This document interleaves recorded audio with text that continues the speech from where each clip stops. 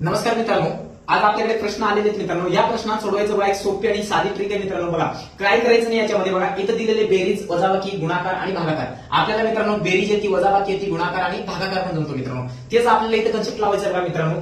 2 अधिक 3 किती झाले मित्रांनो? 5. इथं 5 लिहा, इथं 2 आहे आणि इथं 2 आहे, तर याच्यामध्ये परत 2 लिहून टाका मित्रांनो. ओके, याचं उत्तर मिळालं. बघा इथं 7 वजा 4 याचं वजाबाकी आले मित्रांनो 3. आणि आता इथं समजा मित्रांनो याच्यामध्ये 3 आहे आणि इथं पण 3 आहे म्हणून इथं 3 लिहून टाका मित्रांनो. झालं. आता इथं मित्रांनो 5 गुणाकारामध्ये 3 आहे मित्रांनो. 5 गुणाकारामध्ये 3 म्हणजे 15 आलं मित्रांनो. 15 लिहा. आता या दोघांचं गुणाकार पण करायचं मित्रांनो. या दोघांचं गुणाकार किती आलं? इथं लिहा वर्गमुळात तुमचं 6 लिहा मित्रांनो. ठीक आहे. आता इथं आहे मित्रांनो, इथं भागाकार असल्यामुळे इथं काय करायचं? या दोघांचं भागाकार करायचं आहे मित्रांनो. 3 1 3, 3 त्रिक 9. इथं किती आलं मित्रांनो?